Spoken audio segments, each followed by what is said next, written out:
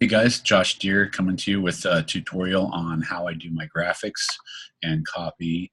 Um, First thing that I think is the most important is that you just want to make sure you're putting you, your personality into what's going on. So make sure you got your personality in the copy, and also make sure that the image kind of represents something about you to some degree. It's an interest of some sort. And I'll get to some of that more here in a minute, but let that personality flow.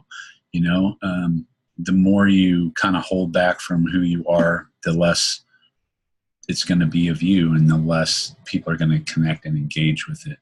The more you put yourself out there, the more they're going to, your tribe, the people who are like you, are going to be drawn to it. So so you really want to focus on that. And I even recommend dialing up your personality a little bit. I know in the beginning I was pretty business. I've been at the executive level for quite a while with cooking, so everything really had to always be like spot on. Your menu placement had to be this, that, and everything had to be very clean. And so I kind of started, my copying and my graphics that way, being very, what shall we say, just not bland, but you know what I mean? It was all very just to the point and clean. There wasn't anything really fun about it. But the more I started to let myself out of the box, the more I found I wanted to stay out of the box. It's a lot more fun, and you start to enjoy yourself and enjoy who you are when you're putting yourself in your work. So think about who you are and what you do. Not everybody's, a joker. Not everybody's got super witty ability to just rip off one-liners. But some people do. And luckily for me, I've been kind of blessed that way. I have a hard time when I'm in front of people or doing videos and stuff to articulate myself. So, or I usually do. But when I'm doing copy, it's easy for me to just really just kind of point blank put it down. In fact, if anything, it helps me in my speaking because I know I need to just dial it back. I can be diarrhea of the mouth in a heartbeat. So copy has really kind of helped my brain slow down a little bit and not say too much, because if you say what you have to explain, you don't own, or something like that. I think Diane mentioned that at one point. So, and it's true, the more you have to keep explaining yourself or explaining the story or why they should buy this, the less you have them, and you're just giving them away. So keep it short and keep it brief. Some people have a really good experience with a longer copy, but I know for myself, I don't. And if I keep it straight and to the point, with a little bit of me in there, and that's usually a little bit of humor, then I do a lot better with that. If it attracts you, then it's going to attract your type of people.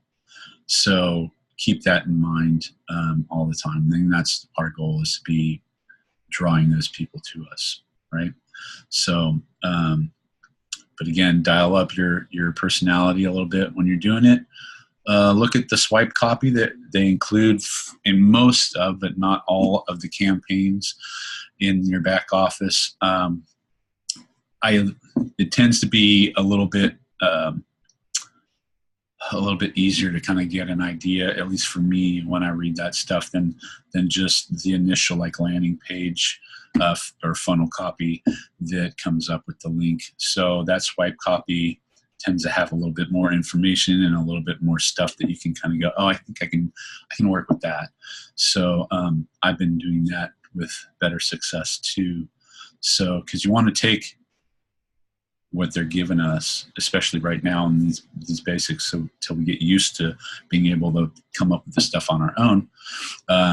So sometimes you can even, if there's a nice picture there, you can rip some of the pictures off of that copy that they give us, and then you can add your words to it. I know a buddy of mine, Martin Danzer, he's in the group. He's he's been really good this past week with some of those that have been really successful for him, I think. So be daring and risky to try new things, step outside, you know, not that you have to get crass or be vulgar about stuff. I don't think we need to take it that far, but you know, sex sells. So I had a copy that did me pretty well, but it was pretty risque. But I was like, you know what? I'm just gonna roll the dice and go with it. It had a thing about strippers in it, so if any of you saw that, I won't say what it said because I think it's safe for another time. But again, there's a couple people in the group who kind of took that idea and ran with it a little bit. So there's some girls in Daisy Dukes or in a bikini or something like that. And it doesn't have to be, you know, for you girls out there, it doesn't have to be a woman. You can, you know, put a cowboy in there with his shirt off in the sunset with the sweat dripping off of him, and he's out there doing whatever, if that works for your story. So, you know, don't be afraid to put that stuff in there. And you'll be surprised, like I said, how much how much attention it's going to get. I like analogies too. So for me, especially when you're trying to come up with another way to say something from the copy, that's always something that I tend to do. So think of just other ways that you can come up with a different story to tell the same thing. Let's see.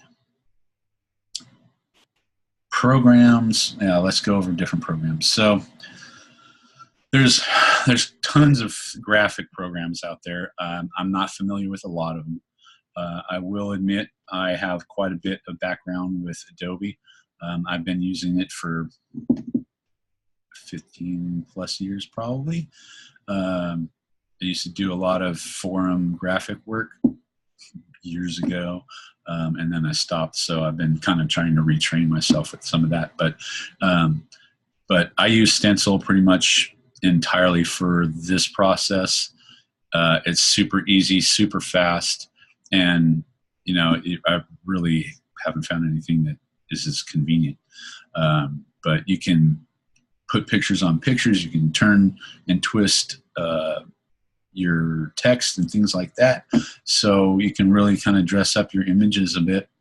And I recommend that. You know, sometimes just a plain image is enough. You know, picture says 1,000 words, but a lot of times I like to add a little extra nugget in there on top of the image, whether it's a call to action or whether it's, you know, kind of something to evoke something from somebody, a challenge or a dare, or something just to make them laugh, that little extra ha-ha moment. And I like those. So again, for me and my audience, it works, but for you and your audience, it might not work. And again, going back to putting your personality in your stuff is key.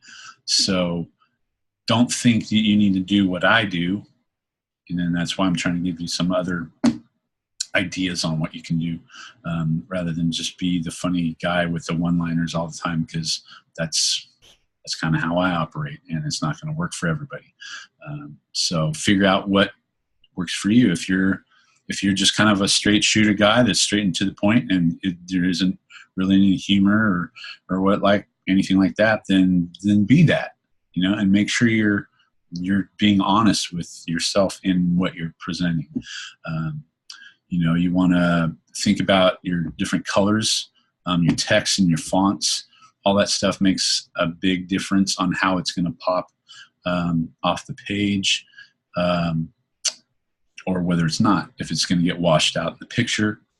You know, especially with the stencil, I pretty much always am doing an outline with the color of the text itself. It seems to really always help bring that text back off the page, excuse me, so it doesn't get lost in the image. And then, you know, the images themselves, again, it should be kind of your personality. I know Diane mentioned this afternoon or last night in one of the trainings that she prefers to do stuff that's more kind of black and white. with maybe a little bit of color here and there, and that's great, and that works for her. I've had good success with that myself, but lately I've been doing stuff that's a lot more, confetti, and Skittles. So I got a lot of color. I like it, and it catches my attention. So that's what I run with. But each one's not always going to work. Sometimes I've had to revamp things. Sometimes I have to go back and redo not just my picture, but I have to redo the words that I put in the picture. I have to redo the copy, or even sometimes you just have to redo the whole thing. So, and it's okay. Build something, throw it out there, post a few times, take a look at it and go, I'm not so sure about that. Let's go back to the drawing board on that and redo it. There's nothing wrong with it, like, again, Diane mentioned today, your post is gone in like 3 minutes. So it's okay if it wasn't perfect the first time. And it's probably not going to be perfect, at all. But as long as it's good and it represents us, then they're moving in the right direction. Okay. So, covered colors, outlines, images. Yep. Images with images, make sure to think about not only the story, but think about you. Again, you want that picture to be kind of something that gravitates to you or pulls you in somehow. So whether it's something you're interested, like being a chef, I'm a food guy. So with the whole, not that it was super chefy, I've done a couple copies with some fancy food in it, but this time with the whole Danish couple webinar, the first thing that popped in my mind was, breakfast Danishes. So I grabbed a breakfast Danish picture. I threw a silly face of me on there going, and I threw in a little bit of text, and voila, that was it. And it went well. I got a couple leads, I think, but really I got a lot of engagement off of it, and that's good enough for me for right now. The rest will come. So even if you're not getting a lot of leads off of your stuff, if you're getting engagement, I think that's a good gauge that you're moving in the right direction. I'm sure Diane will speak more on that this week as we come through this process and we really get a chance to put us into our stuff, into our work. Let's see, I think that about covers it for the most part. But I did want to share real quick before we wrap some things up. I'm going to share my screen here, and you guys are going to see. So I took a couple screen clips last night. It's, I think, day 12 training, and Diane was going through some of the group stuff, explaining copy and what does and doesn't work. And so this is one where we've got, Mr. whatever Moneybags over here, or Mrs. Moneybags over here, showing her cash and saying, I just made a huge deposit, blah, blah, blah. There's Bitcoin guys all over the place doing that stuff too.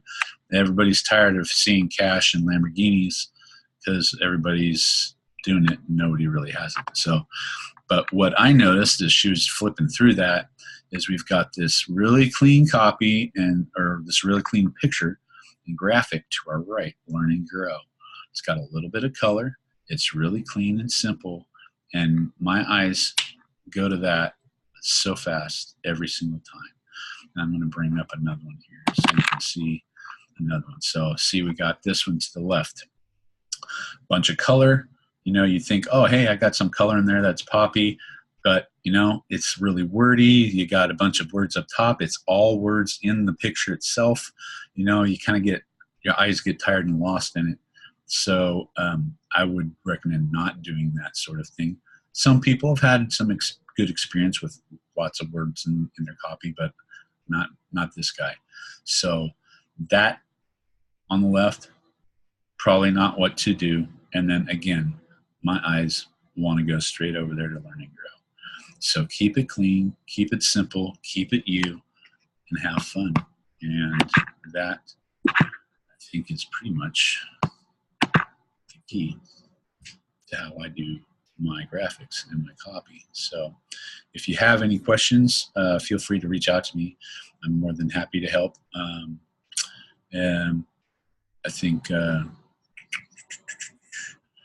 did touch on programs. So you know, I do have Adobe, and I've got some ways to help you kind of figure out a way to get that at a reasonable price. But you'll have to hit me up on the site for that.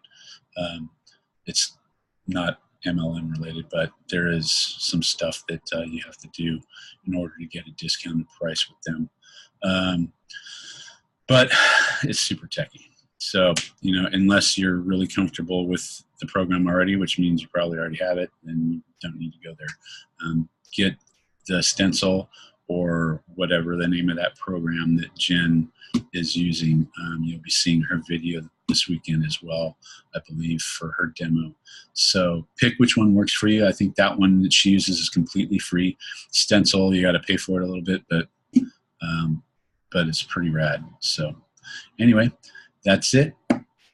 I'll see you guys inside the group and the rest of the training, and enjoy yourselves. Again, let me know if there's anything more I can do, and we'll talk to you soon.